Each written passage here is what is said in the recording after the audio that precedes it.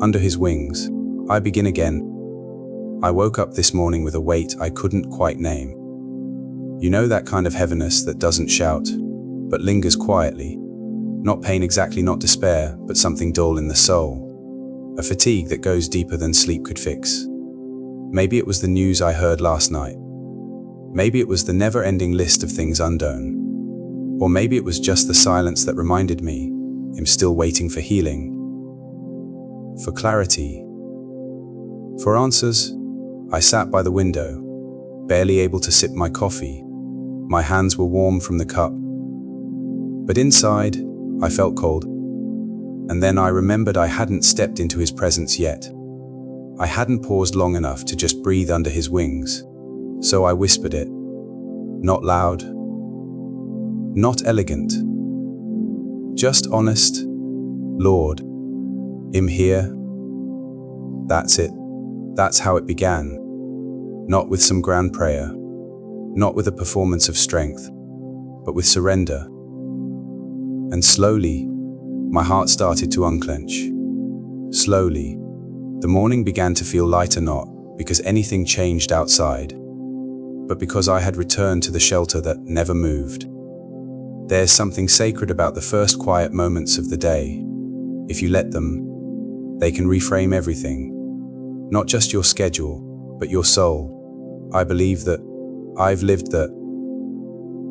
Some mornings, I forget. But today, I remembered. I remembered that I don't have to be the strongest person in the room. I don't have to have all the answers. I don't have to earn his protection. I'm already invited in into the covering, the refuge, the arms of the Almighty. I remembered Psalm 91, not as a poetic comfort, but as a living promise. Whoever dwells in the shelter of the Most High will rest in the shadow of the Almighty. I clung to that. You see, rest isn't just the opposite of work, it's the opposite of worry. And dwelling means staying, not visiting. So today, I did just ask for help. I stayed in his presence long enough to feel it. Have you ever been there, not knowing how to pray, but knowing you need to, not sure what to say, but deeply aware that if you don't talk to God now, the whole day might tip the wrong way? I've been there. I was there this morning, and that's why I'm here with you now. I don't have a script for your pain. I don't know your exact story, but I know this. There's a place for you beneath his wings. It's not far off.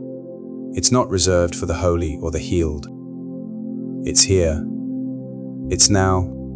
You don't have to fight to get in. You only have to let go. Let go of what you think today has to look like. Let go of the version of you that feels incomplete. Let go of the pressure to prove you're okay. And just come in, sit in the shadow, breathe in grace. You're not late. You're not disqualified. You're just right on time for a new beginning. Today, I choose to begin again, not by changing the world, but by changing where I start. I start in him. I start in the quiet. I start in the truth that I'm not alone. Not forgotten. Not forsaken. I start in the safest place I've ever known, even when I forget it's there. Especially then, and from here, under his wings, everything starts to look different. The traffic jam becomes time to pray. The hard meeting becomes a moment to lean on him. The waiting becomes worship. The worry becomes a doorway to trust. Not because I'm strong, but because he is. So, before the rest of the world wakes up, I want to stay here just a little longer, in this hush, in this holy pause, in this sacred awareness that God is already here, already holding me, already ahead of me, already fighting for me. I don't know how this day will unfold, but I do know who unfolds it, and that changes everything. If you're reading this right now, maybe this is your cue to, maybe this is your whisper moment. Your Lord, I'm here. You don't need more effort, you need more stillness. You don't need a strategy, you need surrender. Take a deep breath with me. Feel the warmth of God's wings around your weary spirit. You're safe here. You're seen here. You're deeply, eternally loved here. Under his wings, we begin again. Fear doesn't always come with flashing lights or loud alarms. Sometimes, it just slides into your thoughts quietly, like fog rolling in before dawn. This morning, even after I had found that stillness under his wings, I still felt a chill in the corners of my mind. A whisper, what if things fall apart again? What if you're not enough? What if no one shows up when you need them the most? You'd think it'd be immune by now. I've walked with God long enough to know better. But fear doesn't care how long you've been on the journey. It just wants you to forget who walks beside you. I stood in front of the bathroom mirror, brushing my teeth, staring at a face that looked just a little too tired. And the whispers got louder. Not screams, just steady echoes of insecurity.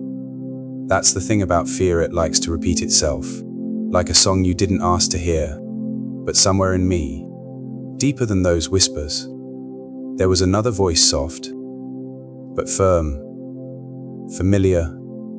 It didn't shout to compete. It didn't argue. It just said, "Trust me." I paused, toothbrush still in hand, and I listened again. Trust me. It wasn't a command. It was an invitation. So I set everything down. I sat on the edge of the tub and just breathed. I let the fear swirl without reacting to it. And then I said it out loud, shaky but true. I trust you, God. Even now. Especially now. Faith doesn't mean you never hear fear. It just means fear doesn't get to have the final word. I opened my Bible, letting it fall to wherever it wanted, and there it was, Psalm 56. When I am afraid, I put my trust in you, not if I'm afraid. When God doesn't scold us for feeling fear, He gives us a place to bring it. That's the beauty of walking with Him. We don't have to deny the fear. We just have to decide what we'll do with it. And today, I chose to answer it with faith, not because I'm brave, but because He is near. So I began talking to Him, not as a routine, not to tick a box, but like I would talk to someone I needed in this moment. Lord, fear is trying to own my morning. It's trying to crowd out peace, but I choose you. I choose to believe that even if I can't see the solution, you've already made one. Even if I don't feel safe, I am, because you are my safety. You are my peace. Sometimes prayer is poetic, sometimes it's messy. This one was both. It was real. And the more I spoke to Him, the more those whispers began to lose their power. I could feel something shift, not outside me, but within me. The fog was lifting. My spirit was steadying. His voice was rising. You know, we live in a world that constantly feeds fear. It's in headlines, in texts, in the way people talk about the future. But we're not called to echo fear. We're called to echo faith, to speak words that remind us and those around us that God's not pacing in worry, is seated in peace. So that's what I did. I started declaring truth, out loud, not for God to hear, but for my heart to remember. I am not alone today. I am not defenseless. I am not forgotten. I am not too far gone. God is here, and He is good. And then, something wild happened. I smiled. It wasn't forced. It wasn't performative. It was the kind of smile that comes when you remember you're held. I looked back in the mirror. Still tired, still facing the same day. But different? I carried that truth into the kitchen, into the emails, into the noise. Every time fear tried to whisper again, I had something to answer with. Not perfect courage, but anchored faith. And I want you to have that too. If fear has been whispering to you lately, trying to convince you that you're not safe, not loved, not enough, I need you to know something. That voice is not your shepherd. Your shepherd speaks peace. Your shepherd restores your soul. Your shepherd lays down his life for you. So the next time fear tries to tell you a story, tell it another one. Tell it the story of a God who split seas, who shut lions' mouths, who walks on storms, and who calls you his own. Tell it about the cross. Tell it about the empty tomb. Tell it about the Spirit who lives in you right now. Not later, not when you've got it all together, but now. You are not powerless. You are not abandoned. You are not out of options. You are a child of God with the full backing of heaven behind you. So take another breath. Close your eyes if you need to. Whisper it with me. I trust you, Jesus. Again, louder this time. I trust you, even when I'm afraid. Let faith speak louder today. Let it rise. There was a moment today, I think it was between errands. Somewhere between the noise of traffic and the blinking notifications on my phone, when I realized I hadn't talked to him in hours. Not really, not with my heart. I had been moving through the day on autopilot, checking boxes, answering questions, smiling out of habit, but deep down, I was empty. I pulled into the parking lot outside a grocery store, the kind of stop you make without thinking, and I just sat there, engine still running, like humming, and I whispered, "Lord, I miss you." It surprised me. That's not something I planned to say, but it came from somewhere real, because I did miss him, not in a religious way, not out of guilt, but like missing someone you love when the noise of life drowns out their voice. And that's when he reminded me, the secret place is always open, not just in the morning, not just in church, not just when the music is right or the candles are lit. Always, in a parked car, on a grocery run, in the chaos of kids crying, or spreadsheets piling up, or dishes left in the sink. Always, I turned the key, let the engine die, and leaned my head back. God, I'm here again. I didn't need more words. I just needed to be there with him. And he was already there with me, as if he had never left, as if he'd been sitting in the passenger seat the whole time, waiting patiently for my heart to turn. That's the miracle of intimacy with God. It's not about geography, it's about posture, a heart that turns. Even in the middle of a grocery store parking lot is a heart that finds sanctuary. So I stayed, just a few more minutes. No music, no agenda, just presence. And it hit me, I don't have to fight to enter his presence. I don't have to beg or plead. The curtain was torn. Remember, that veil that once kept us out has been forever removed. That means there is no more outside. There is no more trying to get in. If I belong to him, I'm already in, and if you're his, so are you. You don't need perfect conditions to meet with God. You don't need to wait for the next church service. Your secret place doesn't need 4 walls and soft music. It just needs your attention.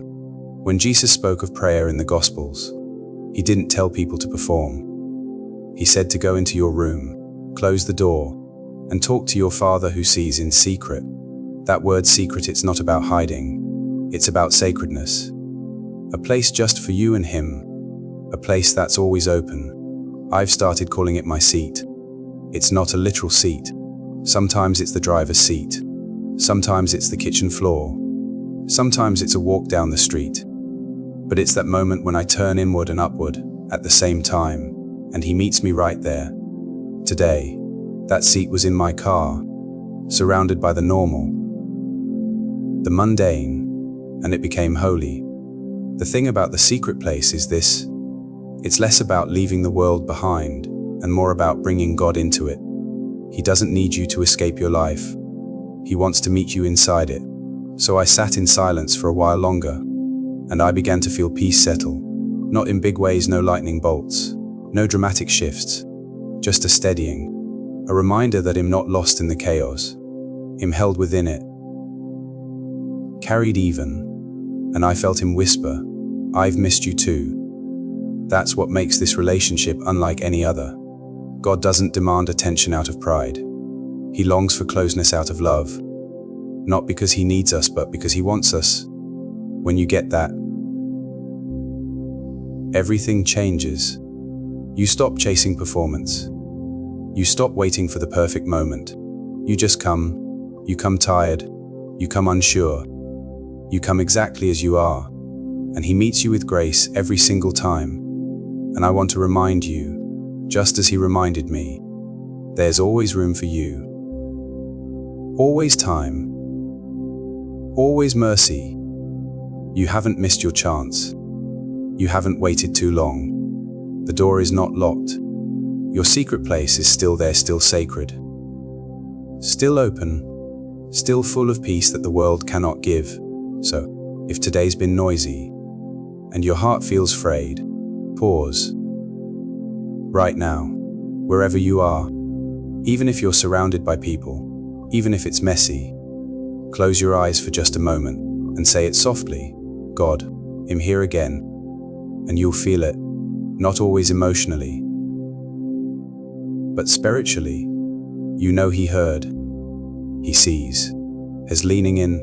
The secret place is not a destination, it's a relationship, and the invitation to return never expires.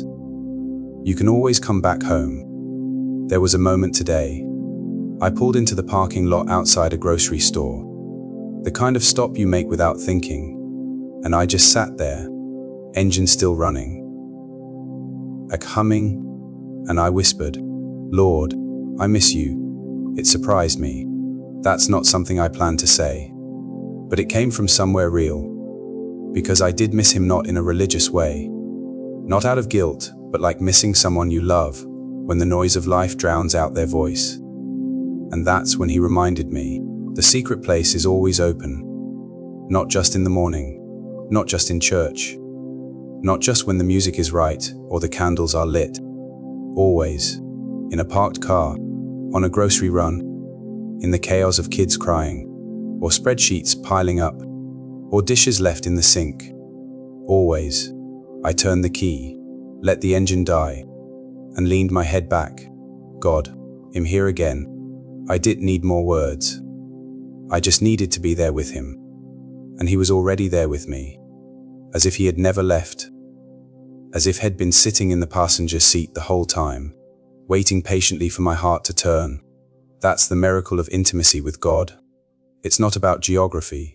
It's about posture, a heart that turns. Even in the middle of a grocery store parking lot is a heart that finds sanctuary. So I stayed, just a few more minutes. No music, no agenda, just presence. And it hit me, I don't have to fight to enter His presence. I don't have to beg or plead. The curtain was torn. Remember, that veil that once kept us out has been forever removed. That means there is no more outside. There is no more trying to get in. If I belong to Him, I'm already in, and if you're His, so are you. You don't need perfect conditions to meet with God. You don't need to wait for the next church service. Your secret place doesn't need 4 walls and soft music. It just needs your attention. When Jesus spoke of prayer in the Gospels, He didn't tell people to perform. He said to go into your room, close the door, and talk to your Father who sees in secret. That word secret, it's not about hiding. It's about sacredness. A place just for you and Him. A place that's always open. I've started calling it my seat. It's not a literal seat. Sometimes it's the driver's seat. Sometimes it's the kitchen floor. Sometimes it's a walk down the street. But it's that moment when I turn inward and upward at the same time, and He meets me right there. Today, that seat was in my car, surrounded by the normal, the mundane, and it became holy. The thing about the secret place is this: it's less about leaving the world behind and more about bringing God into it. He doesn't need you to escape your life. He wants to meet you inside it. So I sat in silence for a while longer, and I began to feel peace settle. Not in big ways, no lightning bolts, no dramatic shifts, just a steadying, a reminder that I'm not lost in the chaos. I'm held within it, carried even, and I felt Him whisper, I've missed you too. That's what makes this relationship unlike any other. God doesn't demand attention out of pride.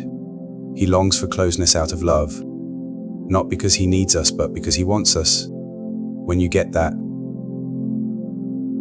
everything changes. You stop chasing performance.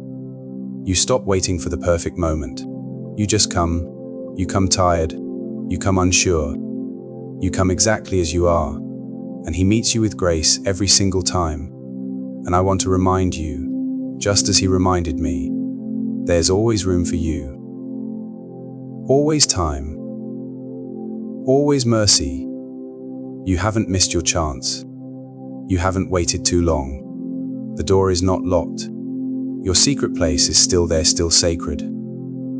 Still open, still full of peace that the world cannot give. So, if today's been noisy, and your heart feels frayed, pause. Right now, wherever you are, even if you're surrounded by people, even if it's messy, close your eyes for just a moment and say it softly, God, I'm here again. And you'll feel it, not always emotionally, but spiritually. You know he heard, he sees, is leaning in. The secret place is not a destination, it's a relationship, and the invitation to return never expires.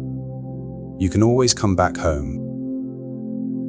This morning, I had a conversation that didn't go the way I thought it would. It wasn't dramatic. No yelling, no fallout, just a few words that landed in the wrong way and left me wondering if I should have done more. Said more, defended myself harder. I hung up the phone. Heart pounding, replaying every sentence. Was I misunderstood? Should I fix it? Should I explain myself? And then, almost instantly, the shame spiraled in, followed closely by fear. Fear of rejection, fear of judgment, fear of not being enough. That's when I heard him again. So gently, so firmly. You don't have to defend yourself. I already am. I sat with that. It didn't immediately erase the anxiety, but it paused it long enough for truth to enter. I opened my Bible again, not because I was feeling holy, but because I was feeling undone. And there it was, Psalm 91 again. He is my refuge and my fortress, my God in whom I trust. A fortress isn't just a place to hide. It's a place where battles are fought for you, where enemies are kept at bay. I don't have to build walls around my reputation. I don't have to be my own lawyer. I don't have to justify every decision, because he is already fighting on my behalf in ways I can't see, in rooms he'll never walk into, in hearts he'll never fully understand. It's hard though, isn't it? Letting go of that instinct to defend ourselves, to explain, to prove our worth, especially when the world seems to reward loudness. Self-promotion, certainty, but God calls us to something quieter, something deeper, something stronger. He calls us to rest in his justice, to trust in his timing, to believe that being still is sometimes the boldest move we can make. So I did something that felt counterintuitive. I closed the email draft I was writing to explain myself. I let it go, not because I didn't care, but because I trusted that God cared more, and the peace that came wasn't flashy. It didn't dance into the room. It settled, like dust after a storm, like the calm after you exhale. It wrapped around me and reminded me, I am seen, I am covered, I am defended. There's something incredibly powerful about realizing you don't have to show up to every battle, that some wars are won not by striving, but by surrender. Think about David, a shepherd boy, mocked and underestimated, yet called to be king. He didn't demand recognition. He didn't fight to be noticed. He waited, trusted, worshipped, and God raised him up at the right time.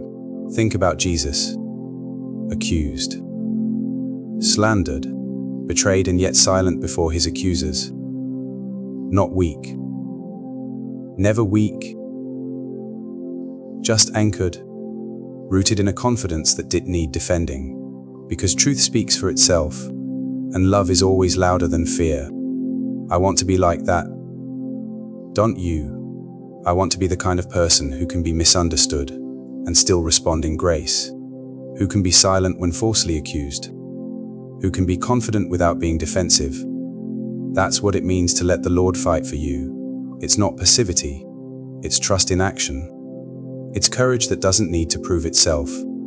So if you're in a place right now where your name is being questioned, or your choices are being misunderstood, or you feel like the world is demanding you justify your worth, pause. Breathe.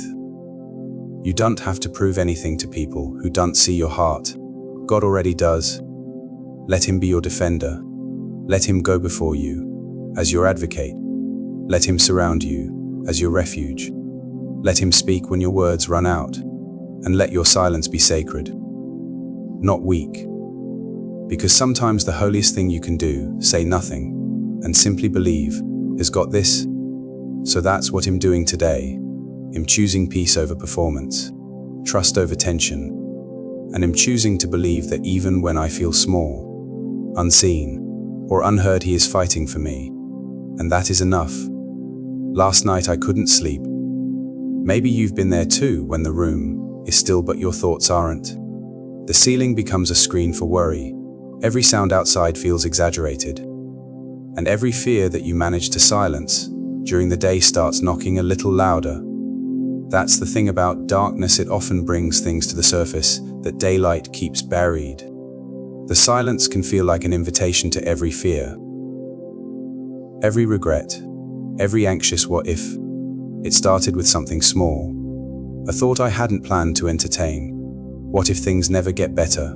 And from there, the spiral began. I thought about finances, health, relationships, the people I love and the things I can't control. One by one, they lined up in my mind like unwelcome visitors.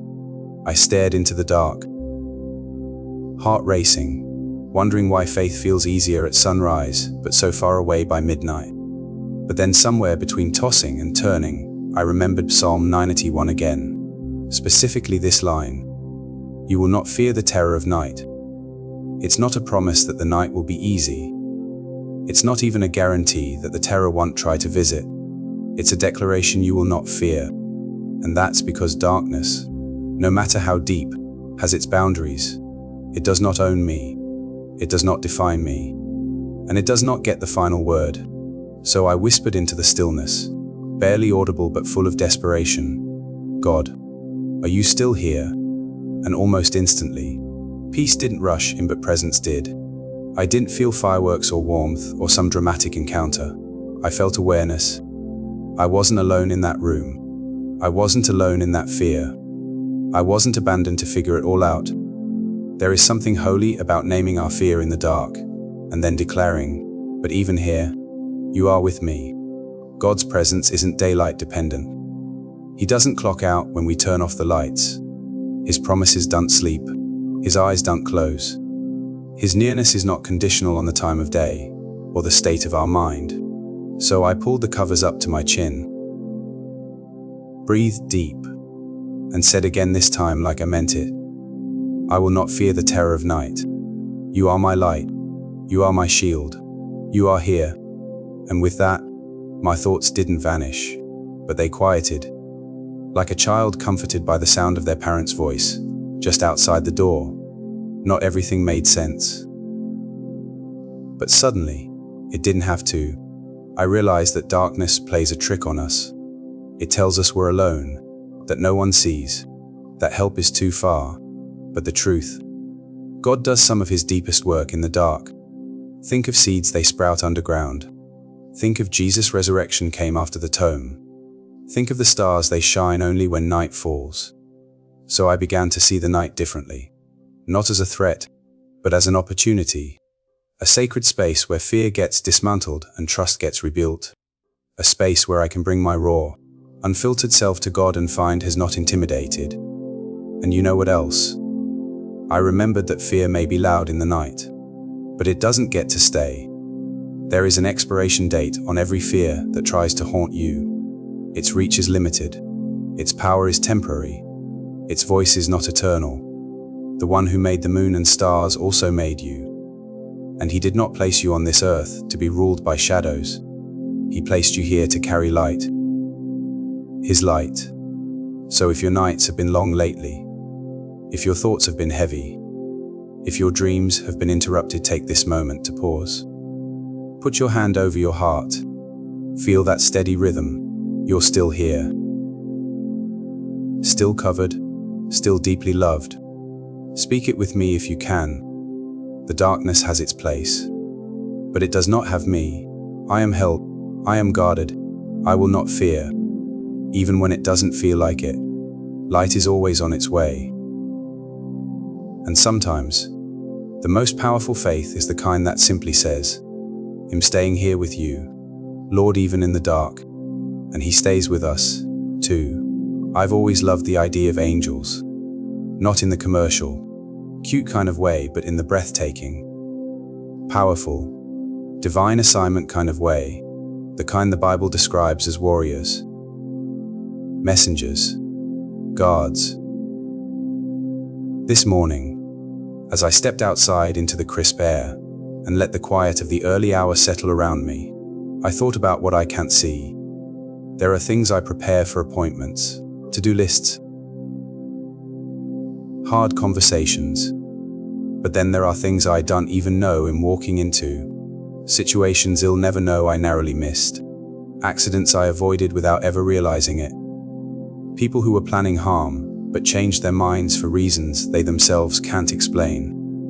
And in that still moment, I remembered the line again from Psalm 91. He will command His angels concerning you, to guard you in all your ways, not just some ways, not just Sundays, not just big moments, all my ways. That means every room I enter, every street I cross, every word I speak. It means every mundane task and every sacred assignment.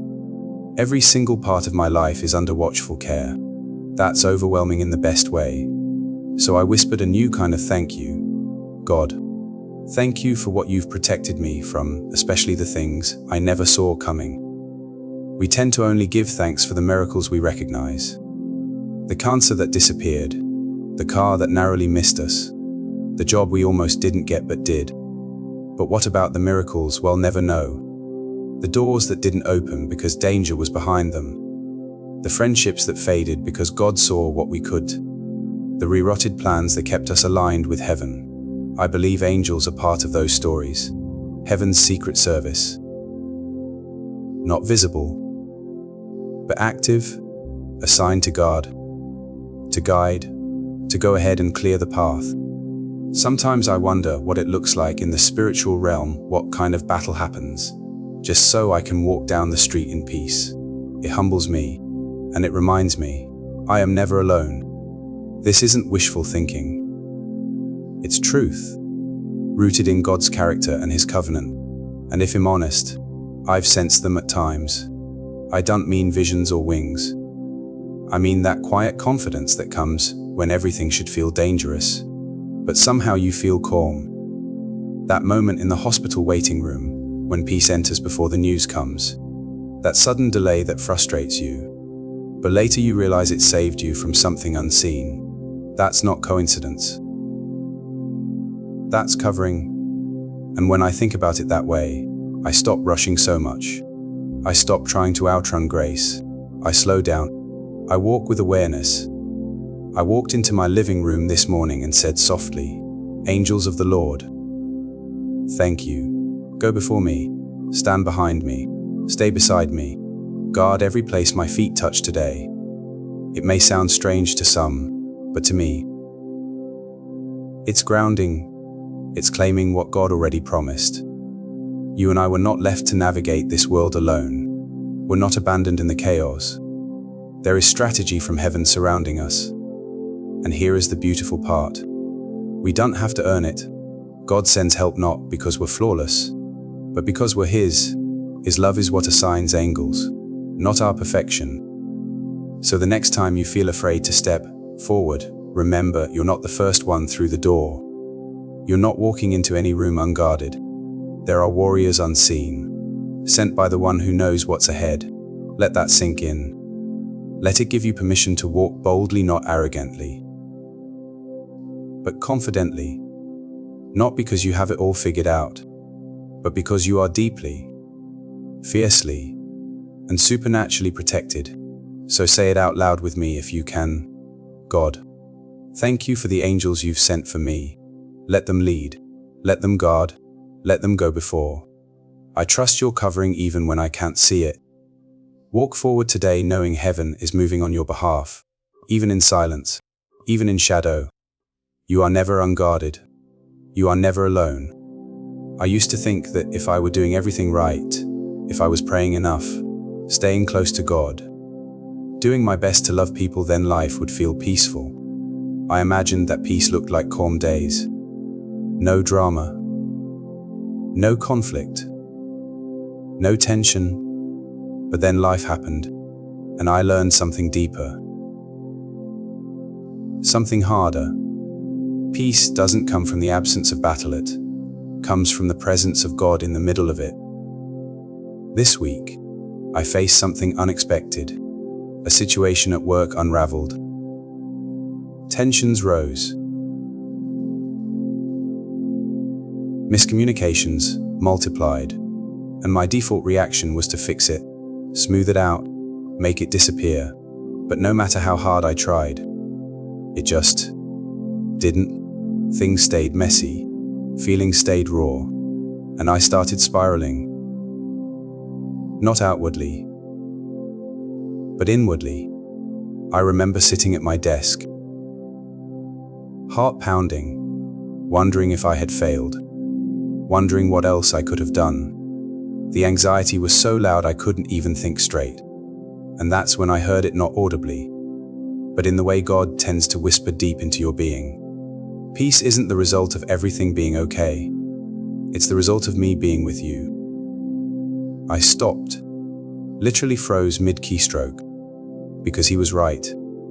I had made peace conditional, as if peace needed everything outside of me to calm down before I could breathe. But that's not what Jesus modeled. He slept in a storm. He walked through crowds that wanted to kill him. He broke bread with the one who would betray him. His peace wasn't circumstantial. It was anchored. So I pushed back from the desk, closed my eyes, and prayed not for God to fix the situation, but for him to fix my focus. God, you are here, right in the middle of this mess, right in the tension I hate. I invite your presence into this storm, not so you'll calm it immediately, but so I'll remember you're with me inside it. And you know what happened? The external didn't shift, but I did. That's the miracle of real peace. It doesn't mean the problem is gone. It means the panic is, that heart racing, mind rushing desperation gets replaced by something deeper. Something settled. Something supernatural. The kind of peace that makes no sense unless you know who it comes from. Isaiah called him the Prince of Peace. And I've come to believe he wears that title best, not when life is easy, but when it's not. When we're in over our heads. When the waves are high. When we don't know what's next and our strength is gone. It's in those moments that peace becomes power. And listen, I'm not saying this is easy. I still wrestle with the instinct to fix, control, manage. I still catch myself trying to earn peace by working harder or thinking longer. But God keeps reminding me, peace is not something I create, it's someone I receive. So I've started inviting him more, not just into my prayers, but into my reactions, into my frustrations, into the spaces I used to try to handle solo. Today, when things didn't go as planned, I whispered, Jesus, bring your peace into this. And he did, not in lightning bolts, not in sudden solutions, but in a steady hand on my heart. And that was enough. If you're in a battle right now, maybe internal, maybe relational, maybe circumstantial, don't wait for it to end before you reach for peace. Reach now. Invite him in now. Let his presence become your anchor. You don't have to wait for the storm to pass to breathe. You can breathe now. Because peace isn't about everything making sense. It's about knowing that God holds it all, even the chaos. So breathe with me, close your eyes, and say it if you can. Lord, I receive your peace not because things are perfect, but because you are present. Let that be your strength today.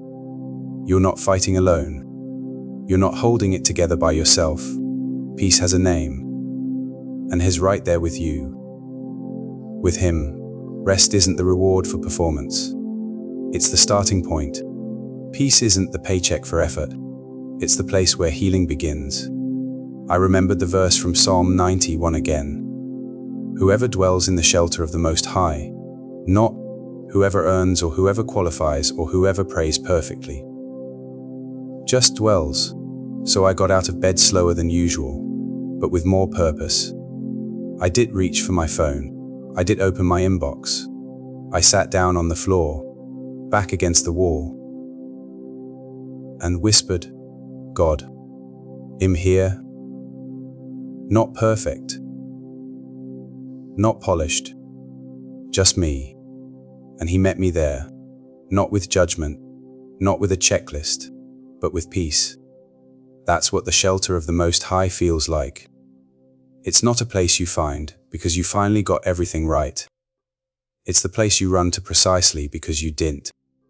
I started to think, what if I lived every day like the shelter wasn't a luxury I had to save up for, but a home I never had to leave? What if I made my decisions not from panic or performance, but from peace? What if I believed I was safe even when I didn't feel successful? What if I stopped measuring myself by the world's scoreboard and started resting in the truth that I am already completely, fully, eternally loved?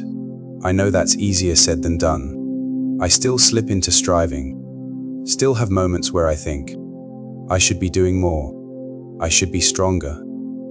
But now, when that voice gets loud, I pause and say, I'm not outside the shelter, I live here now. And friend, so can you, if you've been running on empty, trying to prove yourself, trying to fix everything before you come to God. Please hear me. You're already welcome. The cross wasn't a halfway door. It flung the gate wide open. You don't get in by performance. You get in by grace. That means there's nothing left to earn, nothing left to prove, just a place to dwell, a shadow to rest under, a love that doesn't budge when you mess up. So if your soul is tired from trying, let today be the day you stop, lay it down, all of it. The expectations, the pressure, the guilt, and hear this again. You don't have to earn the shelter. You just come in, so come in right now. No pretense, no polish, just presence. There are days when the biggest battles I face aren't out there in the world, but right here, inside me. It's not always the traffic, the deadlines, or the unexpected news. Sometimes, the real storm brews in my own thoughts. The part of me that questions, that accuses, that whispers, you're failing, you should be further along, you're the problem. This morning, that voice was loud. I had barely started my day before I already felt defeated. A small mistake from yesterday replayed itself like a broken record. And from that one moment, a cascade of inner accusations followed. Why did you say that? Why didn't you notice sooner? You should have handled it better. What's wrong with you? I tried to shake it off, tried to distract myself with work, with coffee, with noise, but it followed me into the kitchen, into my inbox, into the corners of my heart I hadn't cleaned in weeks, until finally I just sat down, hands in my lap, eyes closed, voice trembling as I said, God, rescue me from this, from me. I didn't even know what kind of rescue I was asking for. I just knew I couldn't keep carrying that voice. Not today. Not again. And then I remembered Psalm 91 promises it plainly. Because he loves me, says the Lord, I will rescue him. It doesn't say, because it's perfect, or because she finally figured it all out. It says, because he loves me. Love, not performance, not achievement, not self-improvement. Love is what activates God's rescue. And that moment changed something in me. I realized that the God who rescues me from external dangers also rescues me from internal destruction. From shame, from self-sabotage, from the lies I tell myself in the quiet. So I leaned into that truth and prayed differently. Lord, rescue me from the narratives I've believed too long. Rescue me from the inner voice that tries to replace yours. Rescue me from perfectionism, from harshness, from that ache that says I'm not worthy of grace. I know you can save me from the world. But today, save me from my own mind. And in that moment, he did, not by erasing all the thoughts, but by lifting me above them, by reminding me of who I really am, not the sum of my worst moments, but the work of his hands. And he didn't stop there. He began gently confronting the false things it accepted as true. You are not too broken to be loved. You are not your past. You are not the critic that lives in your head. You are my child, and I am rescuing you even now. Tears came, not of sadness, but of relief. Because when you've been your own worst enemy for a long time, it feels like a miracle to hear the voice of mercy louder than the voice of shame. And I'm still learning, still growing in this. There are days the critic returns, days I forget that I'm already rescued. But now, I know what to do. I don't try to argue with the lies. I just return to the truth, to the shelter, to the voice of the one who never calls me by my sin, but by my name. And if that's you right now, if the weight you're carrying isn't from someone else, but from yourself, please hear me. God is strong enough to rescue you even from your own mind, even from the stories you've believed too long, even from the cycles you can't seem to break, even from the voice that sounds like yours but isn't his. You don't have to clean yourself up first. You don't have to silence all the noise. You just have to reach, to whisper, to invite him in. Say it with me, if you can. Jesus, rescue me. Even from myself, he hears you, and he's already moving. Because that's what love does, it comes running, even into the messes we made ourselves. It's funny how mornings can start with such stillness, and by noon, the peace you held like a promise feels like a distant memory. That's what happened to me today. I started off grounded, centered, rested in his presence. But by midday, life had swept me into its current phone buzzing. Decisions piling up, questions I didn't have answers for, emotions swirling that I didn't have time to process. It was loud, not just around me, but inside me. The kind of mental clutter that makes it hard to hear anything true. And right in the middle of it all, I felt myself slipping, not into sin, not into despair, just into noise. Into that frantic rhythm that says, hurry up, figure it out, fix it, don't mess up. Don't fall behind. That's when I caught myself. Not physically, but spiritually. I paused right there at my kitchen counter with a half-eaten lunch and an inbox full of unread messages, and I said, under my breath, Jesus, slow me down. It wasn't a formal prayer, just a reaching, a rescue line tossed toward heaven, and I swear, I felt him lean in. Not with a dramatic breakthrough, but with something quieter, like a whisper in the soul. I'm still here. Even now, even in this. So I did something I don't do often enough.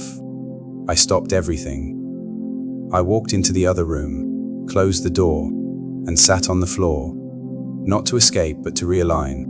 And I asked him, God, where did I lose you today? I was so close this morning. When did the chaos take over? When did my heart forget? And he answered, not with blame, not with shame, but with invitation. Let's begin again. Right here, right now. Tears filled my eyes, because I realized something that shook me a little. It'd been treating peace like a morning ritual, not a moment-by-moment relationship, but he's not a God of mornings only, he's a God of noons. Of afternoons. Of the hardest part of your day when your tank is empty and your grace feels thin. He's there when your patience runs out. He's there when your name is being misunderstood in a group chat. He's there when you realize dinner still needs to be made, and the kids are crying, and the deadline is closer than you thought. He's there when you feel behind and unseen and stretched, and he's whispering, "Come back, just for a moment. Let me hold what you can't carry." So that's what I did. I breathed, deep, long, intentional, and then I started to speak not in poetic words, just honest ones. "Lord, the world is loud. I feel behind. I feel thin. I feel overwhelmed. But I know you are not overwhelmed. And I know your peace isn't something I left behind, it's something I can re-enter. Right here, right now." That changed the rest of my day, not because the chaos disappeared, but because my spirit did not belong to it anymore. And now I try to build these little recovery rooms into my day. Small sacred pauses, 2 minutes, 5 minutes where I recalibrate, where I return, where I remember. Sometimes it's a walk outside. Sometimes it's a locked bathroom door and a whispered prayer. Sometimes it's just a hand over my heart and a verse I barely have energy to say. But it's always enough, because peace isn't measured by hours, it's measured by presence. And his presence can fill any moment we invite him into.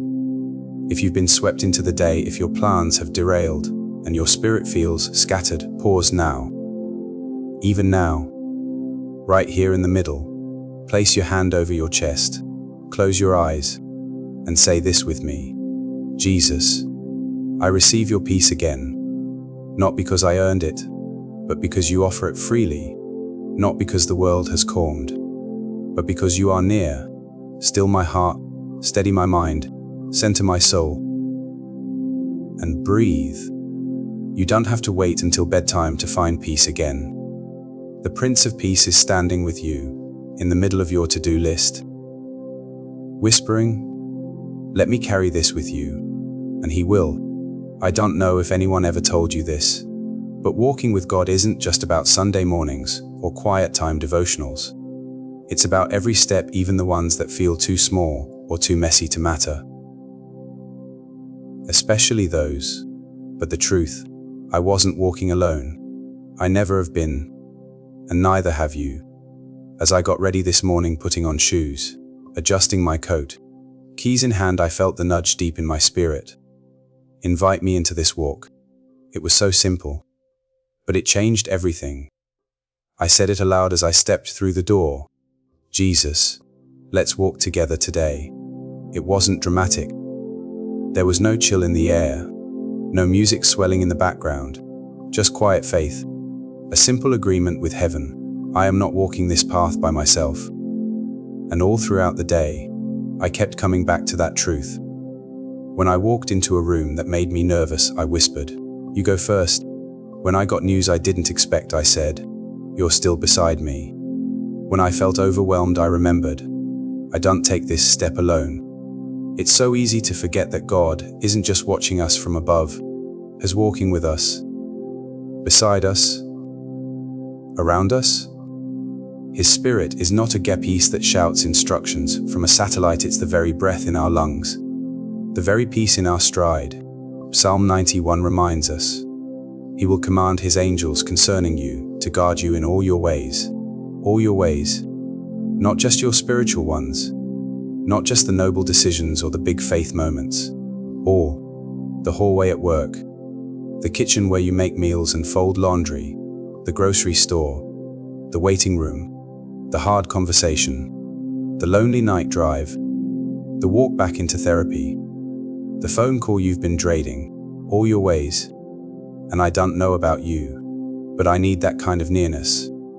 I need to know I'm not carrying myself forward on my own strength, because some days, the burden feels heavier than I expected. Some days, the old wounds ache louder than they should. Some days, The finish line feels too far and my legs feel too weak. But He is the strength in every step I take. So I've started pausing before I move into moments that feel too big, and I say something simple. Lord, take this next step with me.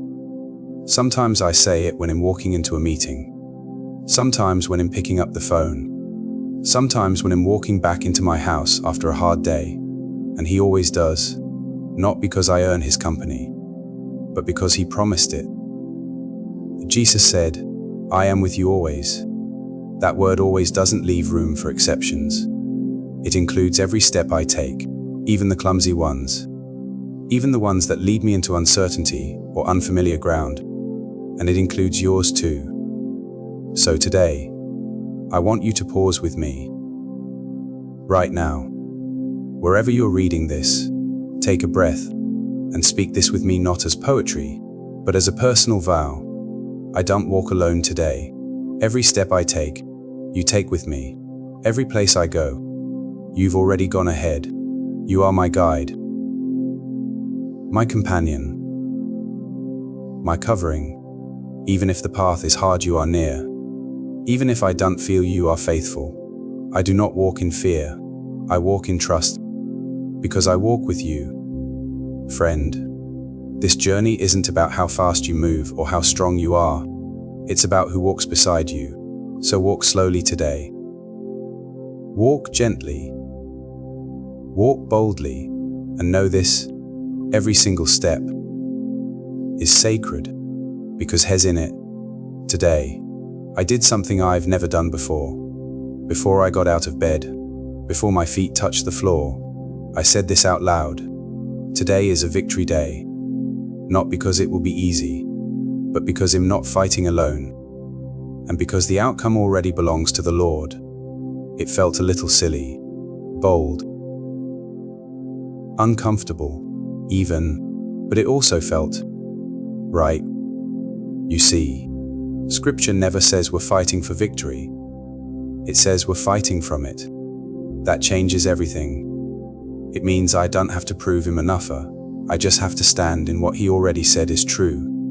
It means I don't have to fear every battle. I just have to remember who already overcame. The truth is, some of the fiercest battles we face are spiritual, not visible. The ones in our thoughts, our habits, our responses, the subtle temptations to retreat, to give up, to stay silent when God has called us to speak. But Psalm 91 says something powerful. You will tread on the lion and the cobra. You will trample the great lion and the serpent. That's not passive language. That's victory language. It means we're not victims of fear or shame. We're carriers of authority. And that authority isn't found in our name, but in the name of Jesus. So today, I put that into practice. When insecurity rose up, I declared confidence in Christ. When fear knocked, I responded with faith. When discouragement whispered, I answered with hope. And it wasn't perfect. I still stumbled, still had moments where my heart wavered. But I kept coming back to the same declaration. Victory belongs to the Lord, and I belong to Him. So victory belongs to me, too. Sometimes it helps to speak it out. So I did, in the car, in the hallway, under my breath in between texts and tasks. I have the mind of Christ. I have peace that surpasses understanding. No weapon formed against me shall prosper. I am more than a conqueror. Today, I walk in victory not because I see it, but because He said it. I'm not saying the day turned magical. I still faced resistance, still had to make tough choices. But I didn't fold under pressure, I stood under promise. And I want that for you, too. Because you have battles. I know. Some seen, some not. And maybe you've been waiting to feel strong before you speak like a victor. But that's not how it works. You speak it before. You declare it ahead. You praise in advance. You plant your feet and say, my God fights for me and in Him. I've already won. Say it with me, out loud if you can. Today, I walk in victory, not because I'm perfect, but because He is powerful, not because the battle isn't real, but because his presence is greater, I do not shrink back. I step forward bold, covered, and secure. The enemy has no claim on me. The past has no hold on me. The lies have no authority over me. I am a child of God, walking in the triumph of Christ. Let that be your anthem today, and the next time the battle rises, don't wait for it to be over before you celebrate.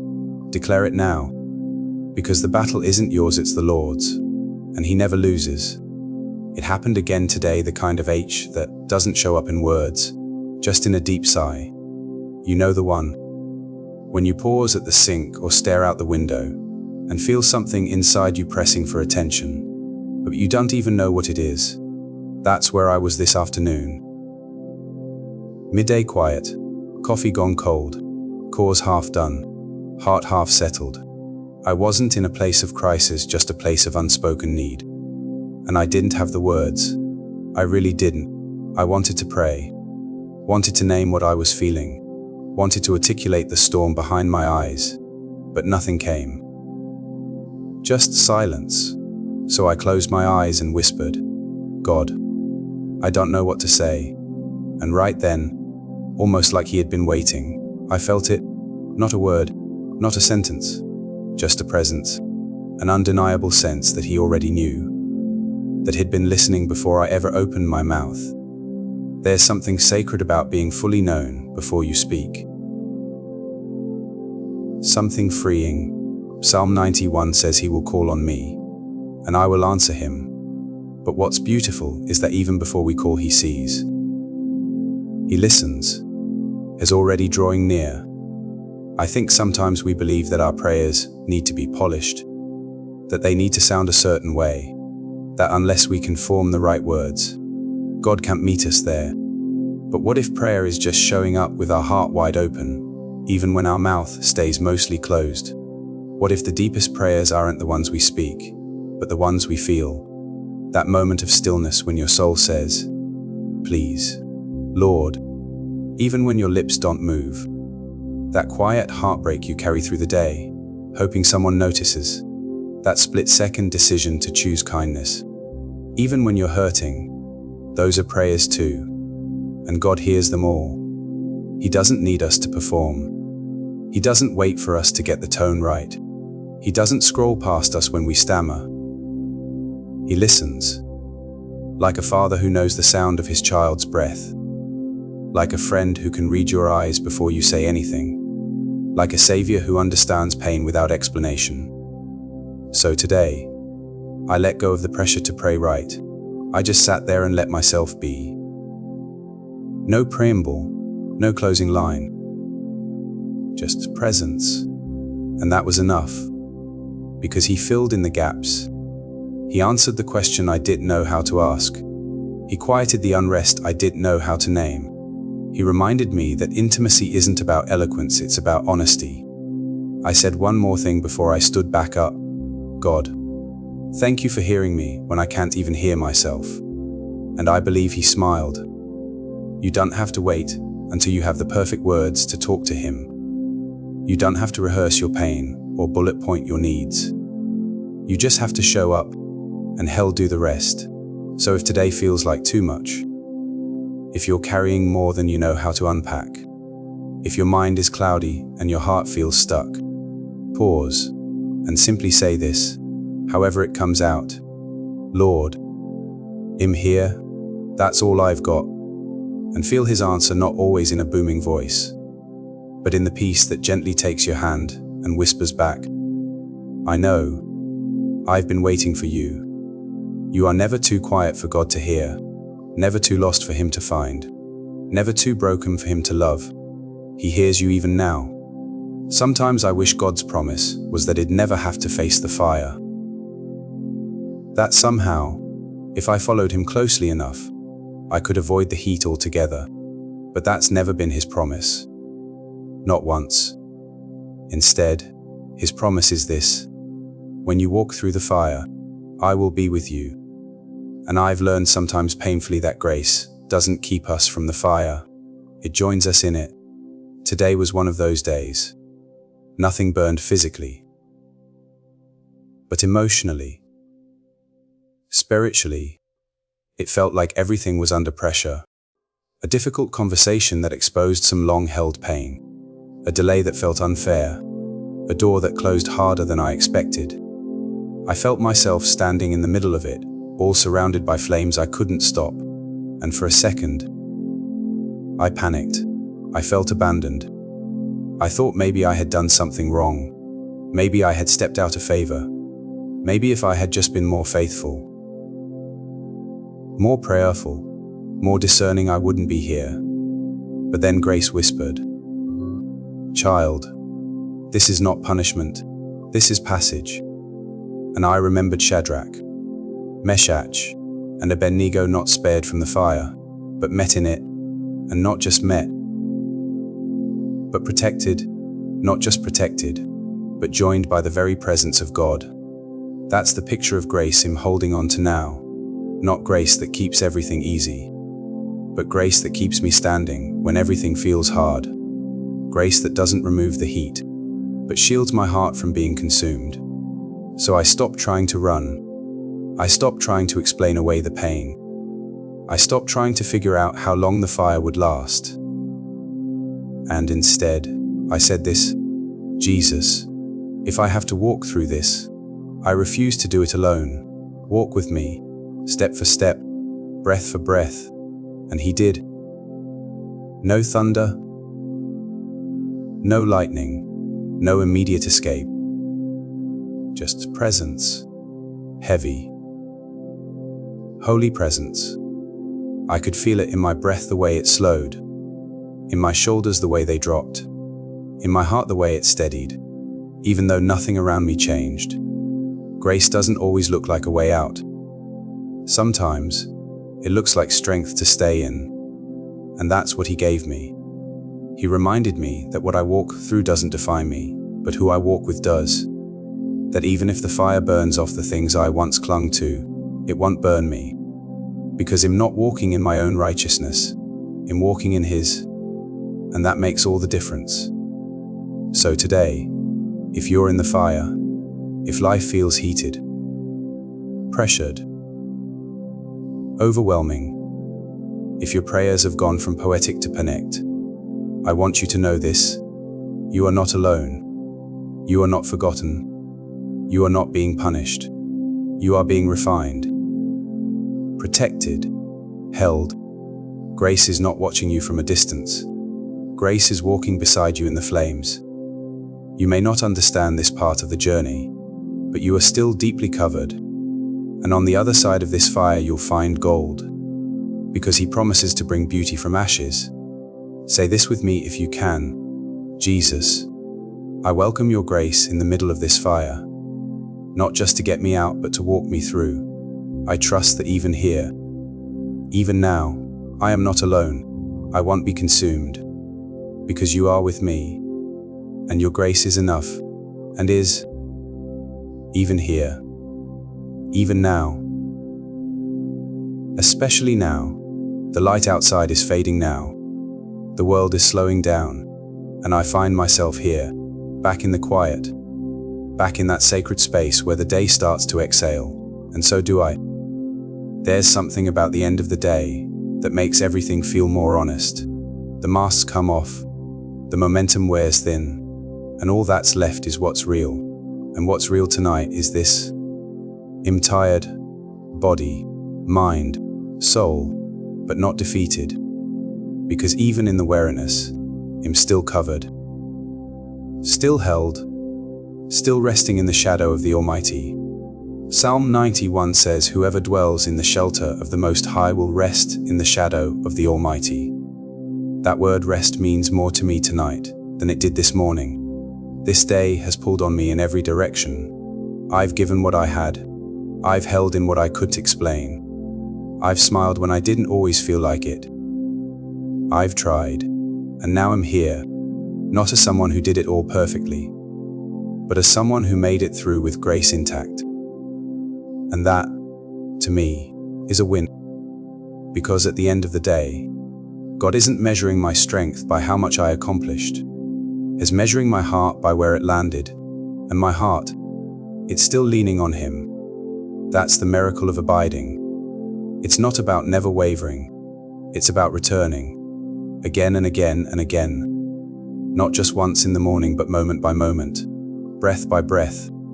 And so I take this last breath of the day and say it softly. Thank you, God, for walking with me through every hour of this day, through the joy and the ache, through the breakthrough and the waiting, through the tears I didn't show and the battles no one saw, through the questions I still don't have answers to. You never left. And now, as I prepare to lay down soul unclenched, thoughts finally quieting, I realize something beautiful. In ending the day in the same place, I began it under his wings. Covered, sheltered, seen, not because I prayed perfectly or performed well, but because he is faithful, and he keeps his promises. Even when I'm weak, he's still strong. Even when I forgot him, he never forgot me. Even when the world rushed in, he stayed close. Even when I doubted, he defended. And that's what I want you to know, too. If this day felt like a battle, he saw you. If this day felt like a burden, he carried you. If this day felt like a blur, he stayed near. You are not finishing this day alone. Say it with me, gently, like a lullaby for the soul. Lord, I rest tonight in your shadow. You've been my covering all day. You've guarded what I couldn't protect. You've strengthened what I couldn't carry. You've listened to every sigh and caught every thought. And now, I lay it all down. Breathe. Let that peace wrap around you like a blanket. Let your last thought be one of gratitude, not fear, because no matter how today went, no matter what tomorrow may hold, you are ending this day exactly where you're meant to be, still in his shadow, still loved, still safe, still his. Amen. Thank you for walking through this sacred journey with me. Whether you came searching for comfort, peace, or simply needed a quiet place to breathe again, I'm glad you made it here. I hope, more than anything, that you've been reminded you are not walking this path alone. Life will always bring uncertainty. Storms will come. Questions will remain unanswered. Some days will stretch us thin. But no matter what, we have this truth to hold on to. God is with us. Every hour, every step, every sigh. He doesn't expect perfection. He doesn't require polished prayers or flawless performance. He wants your heart, your honesty, your simple, steady return to him again and again. From morning to night, his promise stands. You are covered, you are guarded, you are deeply, irrevocably loved. So as this day ends, I pray your heart feels lighter.